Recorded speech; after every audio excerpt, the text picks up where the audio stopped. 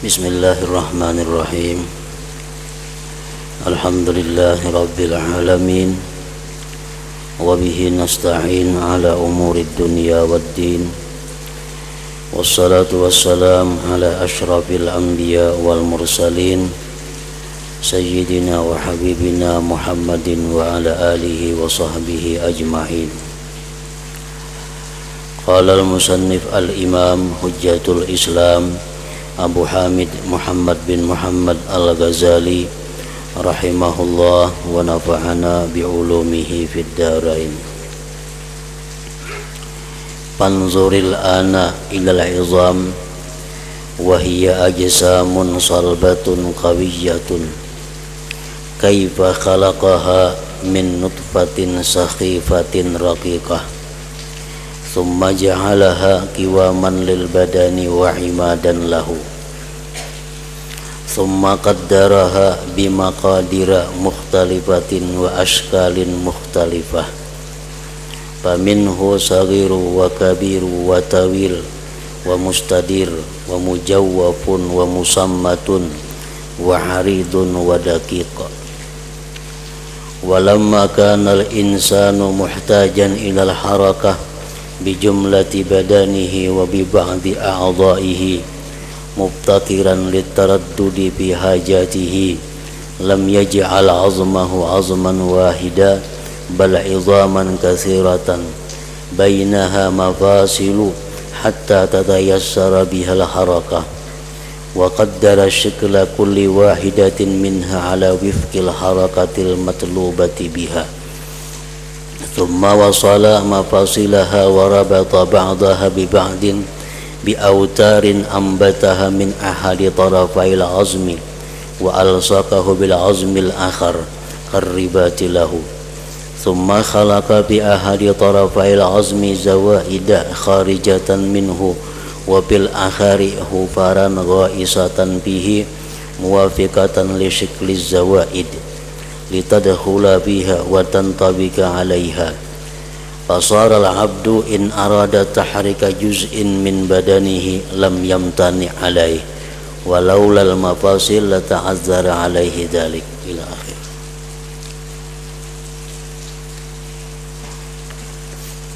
Makna daripada kalamul Imam Al-Ghazali rahimahullah, maka perhatikanlah sekarang kepada tulang-tulang.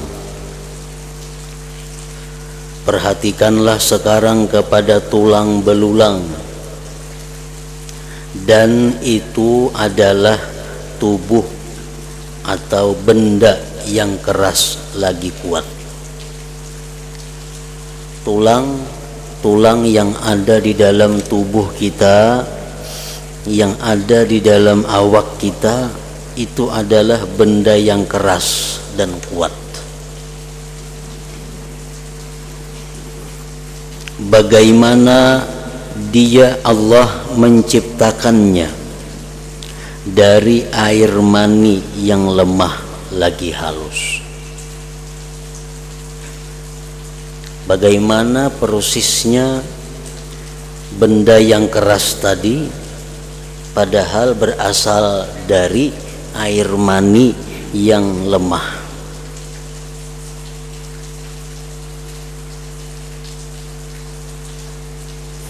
Kemudian dia Allah menjadikannya tulang-tulang tadi tiang bagi badan.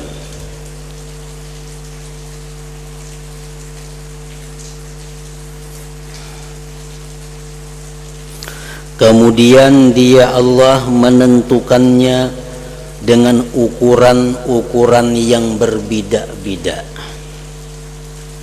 dan bentuk-bentuk yang bermacam-macam. Maka di antaranya tulang-tulang di dalam tubuh kita ini ada yang kecil, yang besar, yang panjang, yang bulat, yang berlubang, yang tidak berlubang, yang lebar dan yang halus.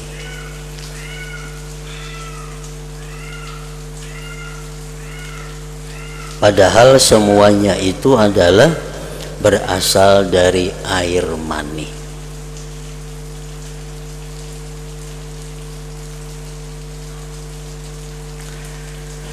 Nah, ketika manusia itu memerlukan kepada gerakan dengan seluruh badannya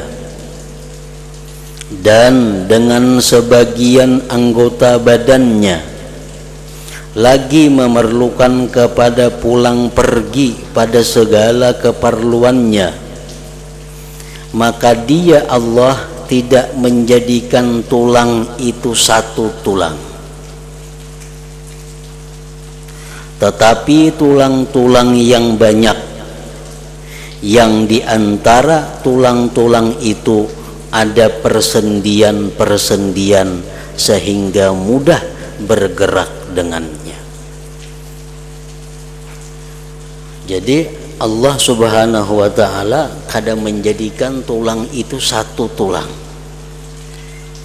memanjang umpamanya, tetapi Allah jadikan di antara tulang-tulang itu persendian atau mifsal dalam bahasa agamanya. Dengan apa sebab Allah menjadikan di antara tulang-tulang itu persendian? Untuk memudahkan manusia bergerak, untuk memudahkan manusia mencapai sesuatu yang dikehendakinya.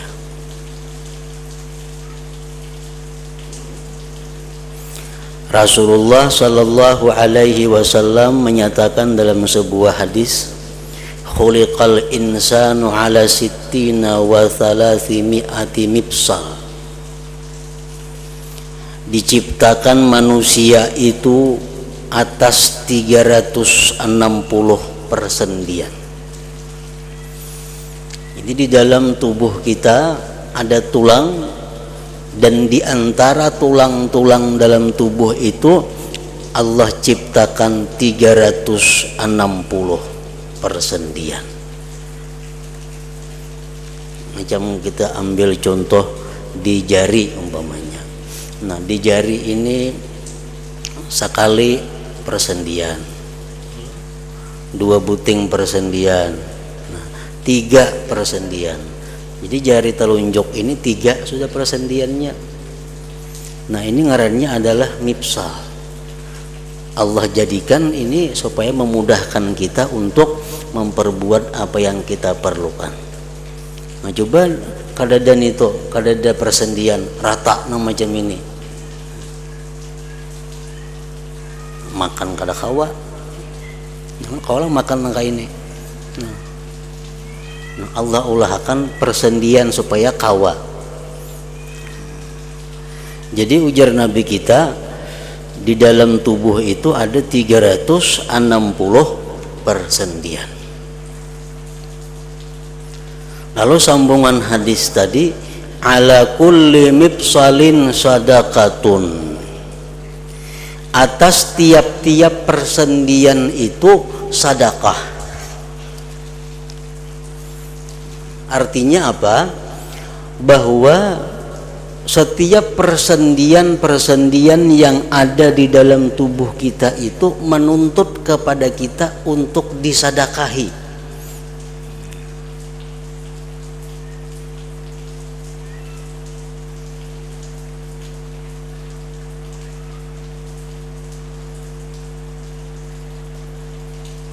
Baik sedekah itu berupa ibadah tubuh, atau sedekah itu berupa harta. Pokoknya setiap persendian tubuh kita ini dia menuntut untuk diberikan sedekah. Jadi kalau kita umpamanya bersedekah wadai, nah setiap hari itu kita dituntut bersedekah 360 biji untuk umpamanya. Sebiji untuk 1 persendian. Atau kita bebacaan subhanallah 360 kali.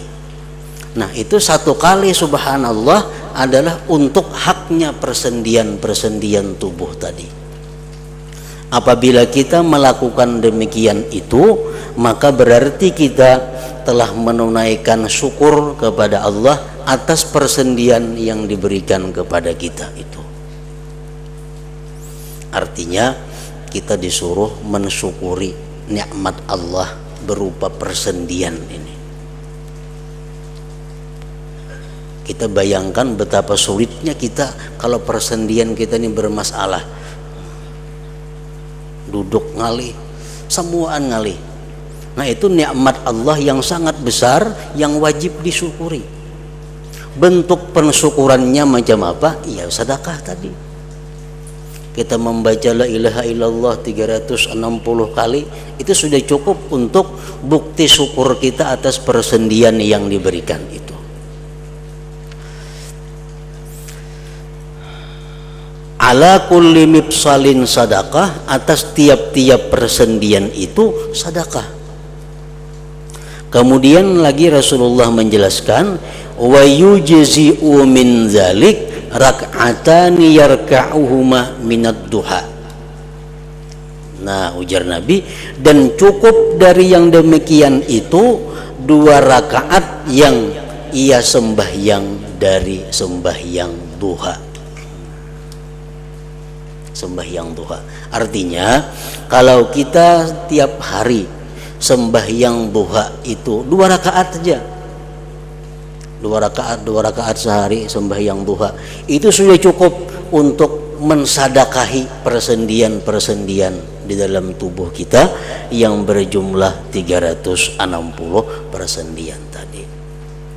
Ayo jangan kada bersedekah wadai, kada bersedekah duit, kada mengucap tasbih 360 kali, tapi sembahyang 2 rakaat sunat duha itu sudah mencukupi untuk bukti syukur kita atas persendian yang diberikan Allah Subhanahu wa ta'ala kepada kita.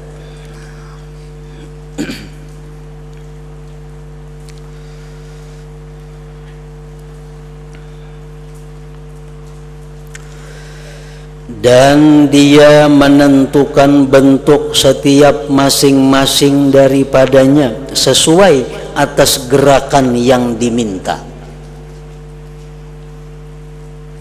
Di persendian ini bergerak menyesuaikan apa yang kita minta.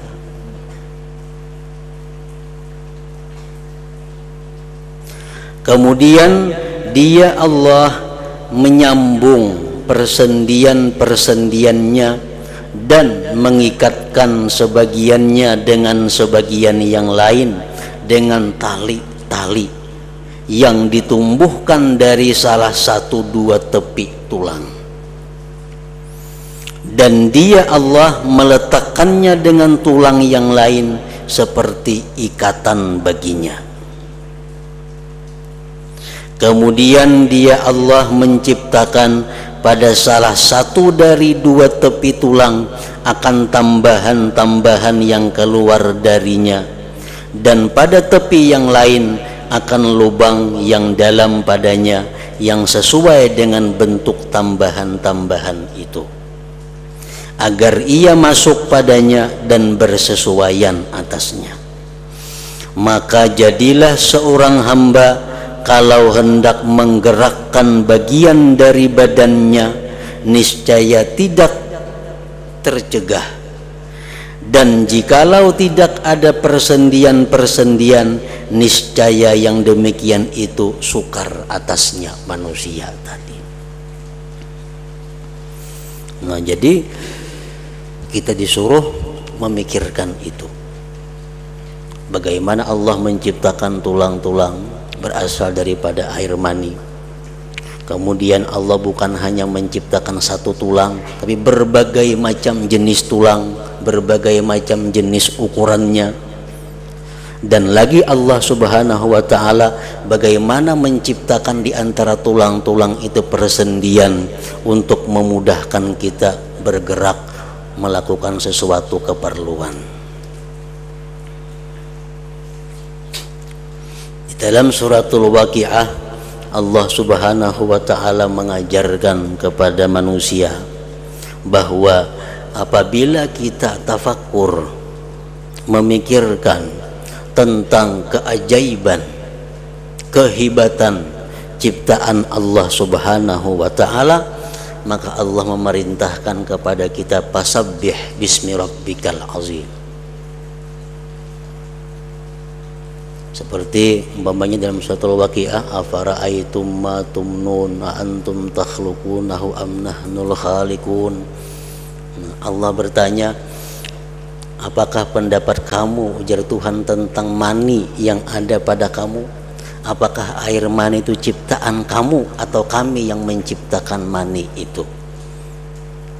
Nah, ujung-ujungnya fasabbih bismi rabbikal azim, maka bertasbihlah engkau kepada Tuhan. Nah, jadi apabila kita tafakkur tentang apa yang ada di dalam tubuh kita daripada ciptaan Allah Subhanahu wa ta'ala, maka karena akhirnya tafakkur kita itu mengeluarkan satu ungkapan kalimat subhanallah. Itu disuruh Allah seperti itu. Jadi kalimat subhanallah yang keluar dari mulut kita, tapi berasal kalimat itu dari satu proses tafakkur, maka kalimat subhanallah itu mempunyai pahala yang sangat besar ketimbang kita mengucap subhanallah tapi kada didahului oleh tafakkur. Kadang-kadang kita subhanallah, subhanallah, subhanallah, subhanallah, tapi asalnya kada ada. Tapi kalau kita tafakkur tentang bagaimana itu ciptaan Allah menjadi sedemikian rupa, ciptaan Allah sedemikian bagusnya, akhirnya kita mengakui subhanallah, maha suci Allah Subhanahu wa ta'ala. Nah, subhanallah itu artinya mempunyai makna. Subhanallah itu mempunyai isi. Jadi apabila sudah kita mengakui subhanallah, maha suci Allah, artinya maha suci daripada kekurangan, maha suci daripada kelemahan, maha suci daripada aib, otomatis ungkapan kalimat berikutnya adalah alhamdulillah, segala puji itu bagi Allah. Segala puji bagi Allah. Alhamdulillah. Lillah itu ujar ulama nahu mengatakan lamnya lil istihqaq, artinya segala puji itu hanya adalah berhak untuk Allah. Ini sesudah kita mengucap subhanallah, maha suci Allah, otomatis ucapan berikutnya alhamdulillah. Alhamdulillah, puji hanya untuk Allah. Kenapa pujian itu hanya untuk Allah? Nah, sambungan kalimat berikutnya adalah la ilaha illallah, tidak ada Tuhan selain Allah. Karena Tuhan hanya Allah. Jadi yang dipuji cuma Allah semata. Nah, sesudah kita meyakini yang demikian, baru lahir ungkapan dari mulut kita, Allahu Akbar, Allah itu maha besar. Allah itu maha besar. Artinya kadakawa dijelaskan lagi, kadakawa diperinci lagi bagaimana kehebatannya, bagaimana keajaiban ciptaannya itu.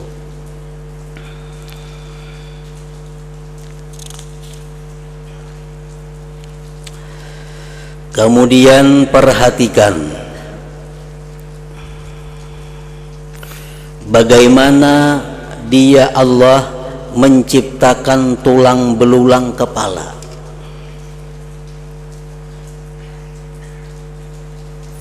Dan bagaimana Dia mengumpulkannya dan menyusunnya. Dan sungguh Dia Allah menyusunnya tulang kepala tadi dari 55 tulang yang bermacam-macam bentuk dan rupa. Artinya kepala kita sebagiannya termasuk muha. Tulang-tulang yang ada di kepala kita ini bukan sama. tapi 55 macam tulang. 55 macam tulang. Ada nang karas, ada nang macam ini, ada nang macam itu. Kada sama tulangnya. Antara tulang dahi lawan tulang belakang kepala lain tulangnya.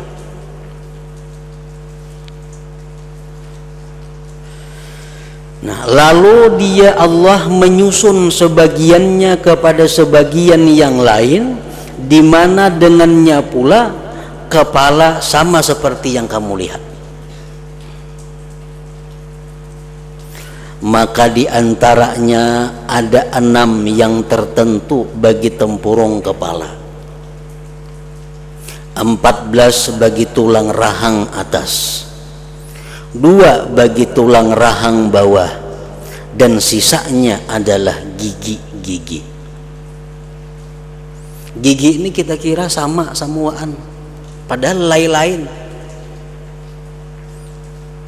Tulang gigi ini kita kira sama aja samuaan, padahal tulang gigi nang sebut kada sama. Sebagiannya ada yang libar yang pantas untuk menumbuk, sebagiannya adalah tajam yang pantas untuk memotong, yaitu gigi taring, gigi geraham, dan gigi depan. Jadi antara gigi geraham lawan gigi yang sifatnya memotong itu kada sama tulangnya. Ada tugas giginya untuk menatak tak. Itu dialihnya ke sebelah mamahnya. Nah, itu tulangnya kada sama. Dan rasa nang dimakan pun lain. Kita misalnya memakan sesuatu, tak dipagat oleh gigi nang depan, dimamah oleh gigi nang tugasnya memotong diulahkan sama mamah. Nah, rasanya lain lawan mamahan gigi nang sebenarnya untuk memamah itu. Kada sama rasanya. Kenapa? Karena tulangnya lain. Nah, itu keajaiban daripada ciptaan Allah Subhanahu wa ta'ala.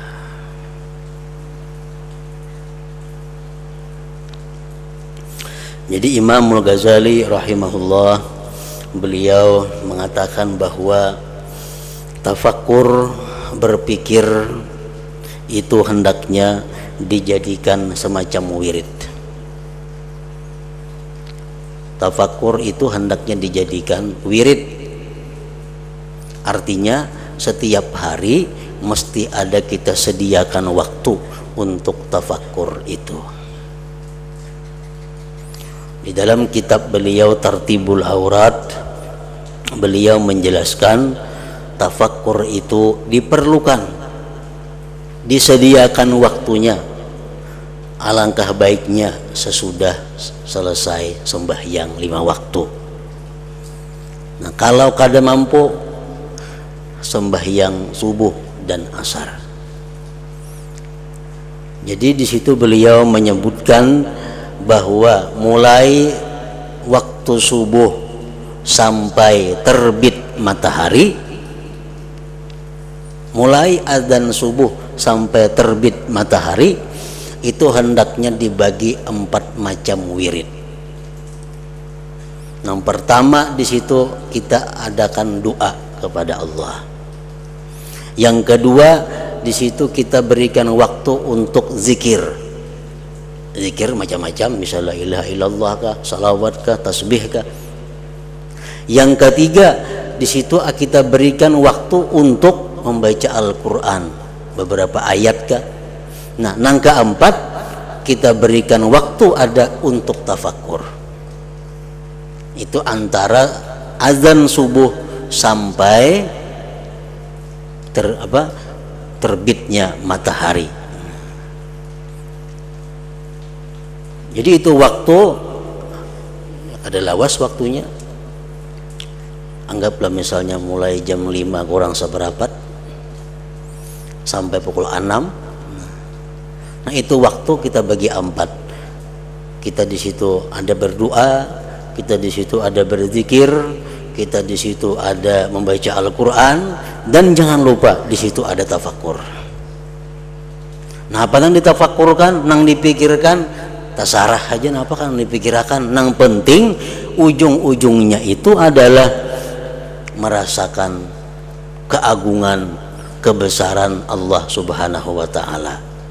Atau tafakur apa aja yang ujung-ujungnya merasakan bahwa diriku ini sangat hina, sangat lemah, sangat banyak mempunyai kesalahan. Yang ketiga, atau tafakur yang ujung-ujungnya itu adalah membuat kita takut kepada Allah Subhanahu wa taala dan menghadapi hari kiamat. Nah, apa kan yang dipikirkan, tapi ujung-ujungnya takutan lawan mati.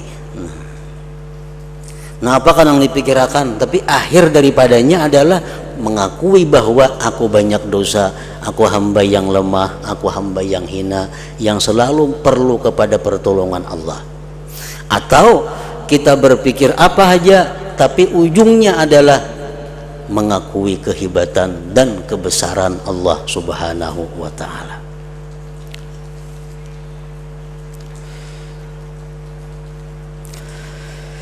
Dan lagi di antara terbit fajar atau waktu subuh sampai terbit matahari itu ada Rasulullah sallallahu alaihi wasallam menjelaskan, idza shalla ahadukum rak'atail fajri falyattaji' ala yaminih, hadis riwayat Abu Daud. Ujar Nabi, bila seseorang sembahyang sunat subuh 2 rakaat, falyattaji' ala yaminih, hendaklah dia berbaring. Ini sunat nih. Hendaklah dia berbaring atas badannya yang kanan. Nah, berhiring macam orang mati di dalam kubur tuh. Dihiringnya kan kalau rajin tuh. Nah, ini sebelah kanan nih ke tanah atau ke lantai. Itu sunat. Bila kalian, ujar Nabi, sudah sembahyang 2 rakaat subuh, hendaklah berbaring atas badannya yang kanan. Artinya nang kaya orang mati di dalam kubur. Nah, jadi kita disuruh itu berbaring, berhiring, anggota badan bagian muka ini menghadap kiblat. Nah, ngapa berbaring itu tujuannya? Kenapa disuruh berbaring? Imbas sembahyang sunat subuh itu disuruh kita berbaring kayak itu, kenapa? Imam Ramli mengatakan dalam kitabnya An-Nihayah, wala'alla min hikmatihi annahu yatazakkaru bidzalik daj'atal qabr. Barangkali hikmah dari yang demikian itu bahwa dia berbaring seperti tadi mengingat, tafakur bahwa seperti itulah nantinya keadaannya di alam kubur. Ini tafakur. Jadi waktu kita berbaring itu kita disuruh tafakur, disuruh berpikir macam inilah kita kaina dirabahakan orang di dalam kubur sendirian. Nah, jadi itu sunat barabah macam tadi, dan disunatkan pula kita berpikir waktu barabah tadi mengingat bahwa kita dalam kubur seperti itu. Nah, itu waktu tafakur.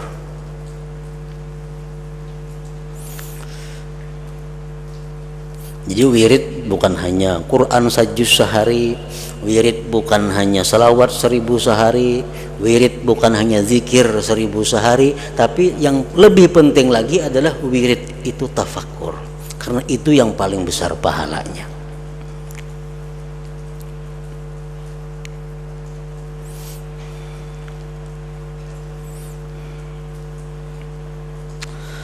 Kemudian dia Allah menjadikan leher itu pangkal bagi kepala dan menyusunnya dari 7 buku-buku tulang yang berlubang dan bulat. Padanya terdapat kemiringan-kemiringan, tambahan-tambahan, tunjulan-tunjulan dan kekurangan-kekurangan, lekuk-lekuk, agar sebagiannya bersesuaian atas lainnya, dan menyebutkan sebagai hikmah padanya itu panjang. Jadi Allah Subhanahu wa taala menjadikan leher itu pangkal bagi kepala. gulu, dan menyusunnya di gulu itu dengan 7 tulang, 7 buku-buku tulang yang berlubang dan bulat. Tujuannya apa? Supaya kepala kita ini kada kaku. Jakanya kada ada lubang 6 bulat-bulat itu di tulang leher ini, kepala kita rata macam kayu. Bila bapaling dah kan lawan awak, maka bapaling kayak itu nah. Orang mengiau lawan awak kasih itu. Tapi diciptakan Allah tulang leher ini berlubang-lubang, nah sehingga memudahkan kita berpaling tanpa memalingkan awak.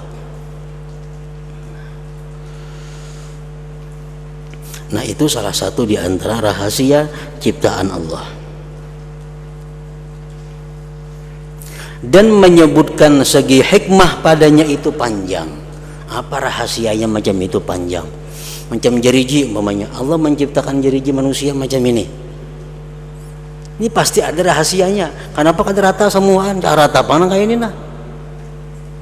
Kenapa nang kayak ini handap? Ini tak panjang dikit, panjang lagi, handap lagi, handap lagi.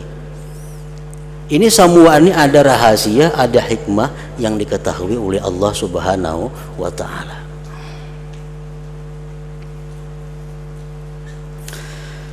Kemudian dia menyusun leher di atas punggung, dan dia menyusun punggung dari bawah leher sampai akhir tulang pantat dari 24 buku-buku tulang. Nah, jadi antara pinggang kita ini sampai ke leher itu pun tulangnya terdiri daripada 24 buku-buku tulang. Dan dia menyusun tulang pantat dari 3 bagian yang berbeda-beda, lalu bersambung dengannya dari bawahnya itu tulang ikur. Tulang ikur juga tersusun dari 3 bagian. Kemudian dia menyambung tulang-tulang punggung dengan tulang-tulang dada, tulang-tulang bahu, tulang-tulang 2 tangan, tulang-tulang ari-ari, tulang-tulang pantat, tulang-tulang 2 paha, 2 mata kaki, dan jari-jari kedua kaki. Nah semua itu Allah menciptakan dengan ciptaan yang sangat halus dan sangat rapi, sesuai dengan nama Allah Al-Latif, yang maha halus, yang maha lembut. Artinya apa? Ciptaan Allah itu lembut, halus. Nah, artinya kada kasar. Orang tuh ada gawian nang pina kasar, ada gawian nang halus. Nah ciptaan Allah sangat halus.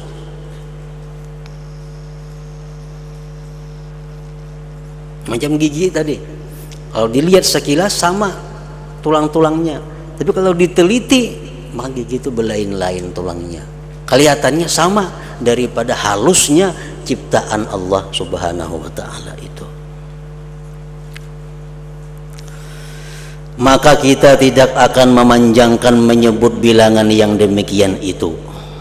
Dan semua bilangan tulang belulang pada badan manusia adalah 248 tulang.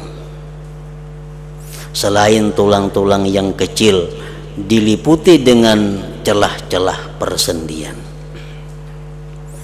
Maka perhatikanlah bagaimana dia menciptakan semua yang demikian itu dari air mani yang lemah lagi halus.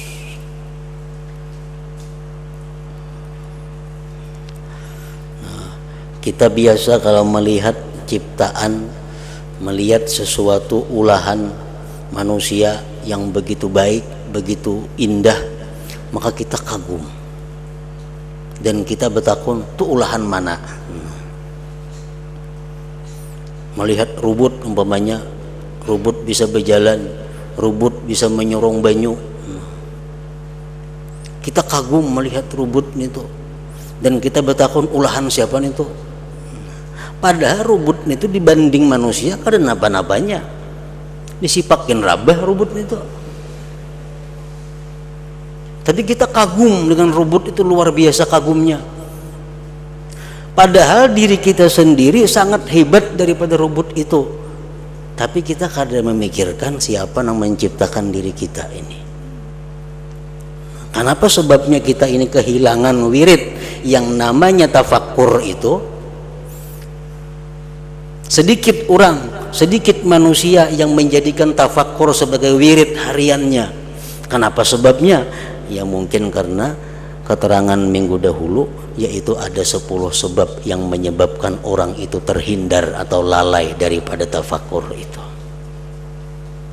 Setiap sesuatu yang besar ganjarannya dari Allah, setiap sesuatu yang sangat berharga dari Allah Subhanahu wa ta'ala, maka Allah hanya memberikan kepada orang-orang tertentu yang dicintainya. Orang-orang biasa kada akan bisa, kada akan diberi Allah.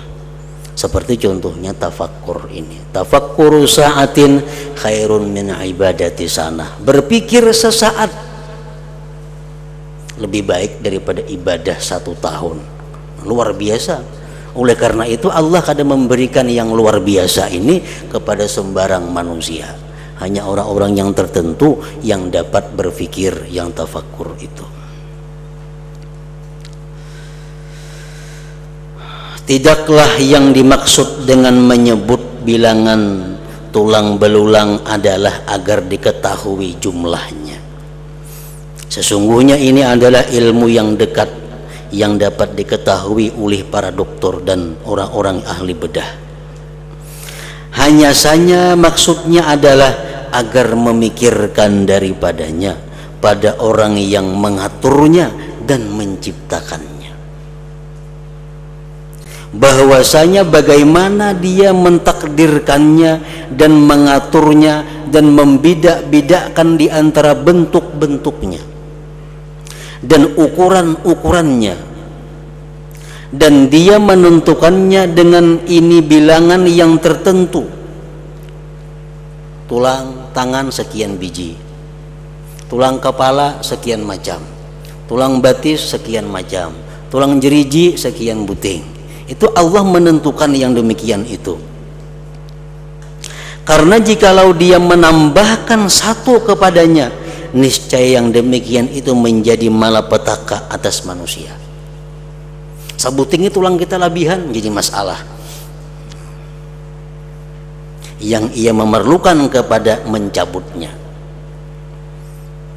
Orang ada ditumbuhi tulang di batis, tulang labihan, pas tumbuhnya di telapak batis, kada kau berjalan dijagakan sakit. Akhirnya apa?